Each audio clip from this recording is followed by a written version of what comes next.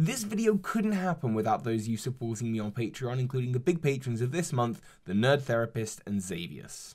I am not the first person to be making a video on this topic, and I doubt that I will be the last. Hey Pokemon Masters, Berkey for Toby here, and this morning I was out in the snow, which is why my hair is like bleh, and I was listening to the beautiful music of Braxton Burks. The Johto Legend soundtrack, of which I am such a fan, and Braxton's work, I mean, he is a skilled human who's put a lot of work in. I actually had the pleasure of meeting him last year when I was out in America. Anyway, this music just... there was something about the soundtrack just set me absolutely, like, I was filled with glee. I was excited. I was like, yeah, I want to be in the world of Pokemon. It was reminding me of the times that I traveled around Johto. And a lot of that soundtrack really angles itself around legendary Pokemon and the legendary Pokemon of the Johto region. Back in the Johto region, there was just 6 legendary Pokemon: Raikou, Entei, Suicune, Ho-Oh, Lugia, and then the mythical Pokemon Celebi. And of course, it got me thinking about legendary Pokemon back then. It was only last year that Virtual Console Crystal came out, the year before Virtual Console Gold and Silver came out, and I was playing those games, and when I was replaying them, I discovered something about legendary Pokemon. They were tough. I mean, like, they were tough to find, they were tough to catch. First and foremost, in the duration of the Johto story, you encounter Raikou, Entei, and Suicune as part of the story. And when I say you encounter them, you don't battle them, you see them and they dart off around the region to go roaming. There's no guarantee that you'll actually encounter them at any point in the game, and if you're going specifically hunting for them, well, good luck. When you first encounter them and they flee, they are a much higher level than your Pokemon will be. You won't even be able to take them on until you have, like, done a few more gyms. So even if you see them in the wild, it's going to be a while before you're able to actually deal with them. Second of all, they all know Roar, and given that they're Pokemon that flee on the first turn anyway, even if you manage to lock them in somehow with like Sleep or Mean Look, they can just roar themselves out of the battle. They were so frustrating to catch. In fact, I believe that catching Raikou, Entei, and Suicune in Gold, Silver, and Crystal is the hardest way to catch those Pokemon. Having a Pokemon that's high enough level to actually get off a Mean Look on them before they run and that still has a high enough speed stat. I mean, Raikou is like super fast. The challenge is what gave them this status as legendary Pokemon. Whereas just a generation later, in Hoenn, for example, the legendary trio, Regirock, Regice, and Registeel, are all sitting in caves. They are waiting for you, kind of like Sudowoodo. Sudowoodo sits and waits for you in the Gold and Silver games. It's an obstacle you have to deal with to proceed in the game. And it's kind of fun. It's kind of quirky to see a Pokemon in the overworld and make an obstacle. In order to actually get past this obstacle, much like the Snorlax, for example, in the Kanto region, you have to go around, you have to talk to NPCs, you have to explore and discover where to get the items to deal with this Pokemon. And it is through that exploration and that talking to NPCs that we begin to discover rumors about the box art Pokemon, Ho-Oh and Lugia. If you go talking around Ecruteak City, you learn a lot about the backstory of the legendary Pokemon Ho-Oh, and you think, I know this giant firebird, it's the Pokemon on the box. If you start talking to NPCs in Olivine City, you learn about the World Island and how naughty children are sent there to be punished. It's the threat that the parents make to keep their kids well behaved. And also there is a legendary Pokemon that is said to be out in the World Islands, a Pokemon that used to reside in Ecruteak City. I mean, Ecruteak City, the whole city is filled with legend. 5 of the 6 legendary Pokemon are somehow tied to Ecruteak. Ho-Oh sits upon one tower, Lugia used to sit upon the other, and Raikou, Entei, and Suicune, 5 out of 6 are in that town. Before that, even in the earlier parts of the games in Azalea Forest, there is a shrine that you know it's linked to Celebi somehow. The Guardian of the Forest, I think he even says when you interact with the shrine. And yet, truthfully, throughout the story, there's no guarantee that you'll encounter any of these Pokemon. In Heart Gold and Soul Silver, they made it so that you had to encounter Ho-Oh or Lugia. You have to do it before you battle the Pokemon League, which is much like many more recent Pokemon games. You have to battle the legendary Pokemon between Gyms 7 and 8 and go and encounter that. And to me, that's really frustrating because finding Lugia in the Whirl Islands, knowing that if you go exploring and then you get into that cave and there's a really difficult puzzle, you're trying to work out which entrance to go in and where to use Surf and Waterfall and Strength, and once you finally find Lugia, it is a reward just to kind of be in its presence. But then after that,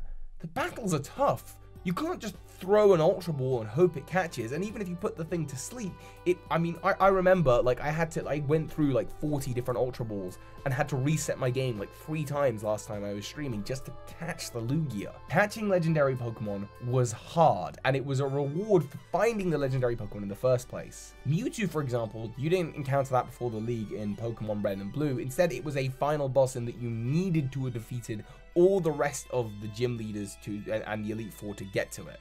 Let's fast forward to the Hoenn region. I mentioned Regirock, Regice, and Registeel. It was a shame that they were stuck in place, but the Braille code and the code that you had to kind of learn in order to get through that puzzle was still a really, really interesting mechanic, and the fact that the Braille was in the back of the handbook, or you could look online if you had that. Those legendary Pokemon were interesting because there was a whole set of puzzles that you had to deal with in order to be able to access the legendaries. The battles themselves were still relatively tough, but by that point in the game you would have finished the game, and so the Pokemon were a lot lower level. It was just catching them was a bit of a pain. You had to send them to sleep or do some damage and then catch them like you would a normal Pokemon. Groudon and Kyogre, for example, though, they were trophies at the end of the game. You would collect them, really. Everything would be building up to these legendary Pokemon appearing, and then you would just, save before the battle, throw a bunch of Ultra Balls, and you were very likely to catch those Pokemon in your run through. Most people that run through Ruby and Sapphire catch Groudon or Kyogre. Probably the same with Rayquaza, although again, with Rayquaza they gave it a really interesting puzzle where you had to use the Mac Bike in a certain way to climb up Sky Pillar.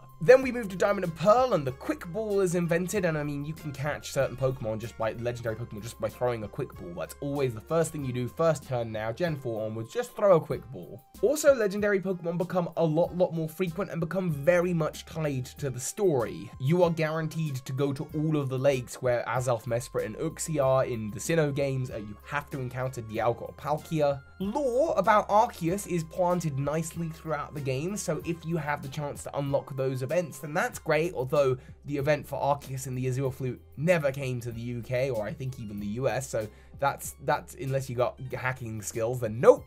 And then by Gen 5, they start plonking in these mythical Pokemon that have no lore behind them. Like, I don't know what Meloetta's deal is. Victini at least got Liberty Island. And far too many legendaries. The Swords of Justice really belonged in the Kalos region. They are based off the Three Musketeers, after all. So why they added them into the roster for Gen 5, which already had a ridiculous amount of legendaries. And even in Gen 4, like, Heatran. What's your deal, Heatran? You're not doing a whole lot. The number of legendary Pokemon keep on building up. With the Kalos region, they bring it down again. We're back to 6 legendary Pokemon, 3 in-game and 3 mythicals. But unlike Celebi that had the shrine for it, the mythical Pokemon don't really have a lot of setup. There is maybe one NPC that I think mentions the Steam Pokemon Volcanion. Hooper is vaguely mentioned, so okay, maybe they do a little bit better, but they could have gone with more lore. They could have gone for areas specific to these Pokemon. And as for the legends in-game, Xerneas and Yveltal, you are guaranteed to fight. Zygarde does act as a final boss, but again, the Quick Ball exists, so it's not that much of a challenge. Catching legendary Pokemon has just become so much easier. And then comes the Alola region. You are basically you are like guaranteed you have to catch Solgaleo or Lunala. The Ultra Beast, it's like a whole post-story. Go catch legendary Pokemon. And yes, Ultra Beast is a subcategory of legendary Pokemon. Go catch a legendary Pokemon. You are given a type null, and there are 4 Tapus, and it's not like a puzzle to get to them. Just in the post-game, you go catch them. The whole post-game of Sun and Moon is pretty much go round up all the legends. And again, the Quick Ball exists. However, then came Let's Go Pikachu and Eevee, which I actually think have done a really good job with legendary Pokemon. Legendary Pokemon are at a quite high level, and in this game you have to battle them before you have the access to be able to catch them. Whereas before, those two mechanics were kind of merged in previous games. And what I liked about this is even after I completed the Pokemon League, my Pokemon were like level 50, level 55. When I came to fight Mewtwo was actually really strong. I couldn't beat it, so I couldn't catch it. I had to go and train up and then come back to battle Mewtwo. Same with Moltres, Zapdos, Articuno. If I wanted them ready for the Pokemon League, even if I solved the puzzles to get to them, certainly for Articuno, it's a bit of a puzzle. For Zapdos and Moltres, it's they could have gone for better puzzles to get to them. But Articuno, I do that puzzle, I get to the Pokemon, it's a little bit more of a challenge, and then I have to actually beat it if I want to be able to catch it. I think there's something nice to that. I think there's an element to that I am very hopeful that they take forward into the next games. And so there isn't really a point to this video other than to say, Game Freak, please, please, please, please, please, here are the things that I want. Number 1, Don't let quick balls be usable in legendary Pokemon battle. It's a terrible idea. Number 2, when it comes to roaming Pokemon, make them annoying. Give them moves like Roar and make them hard to locate. Make it so it's a real choice. Am I going to use my Master Ball or not? The battery on my camera's dying. Okay, quickly. Number 3. Don't force me to encounter legendary Pokemon as part of the story. Make it a reward that I've gone out of my way to go and find these things and make them hard to catch. Number 5, make the level of the legendary Pokemon so high that if I'm gonna catch it, I have to earn it. Is that 4 fingers 5? I don't know. Those are just my current thoughts on legendary Pokemon. I'd love to hear yours. Maybe let me know, what are the hardest legendary Pokemon you've ever had to catch? And of course, Soar High Pokemon Masters. Also, thank you Braxton Burks for inspiring me to make this video. Check out the Johto Legends. This is Ash Ketchum. You just watched a video by Birdkeeper Toby. That makes you a Pokemon Master.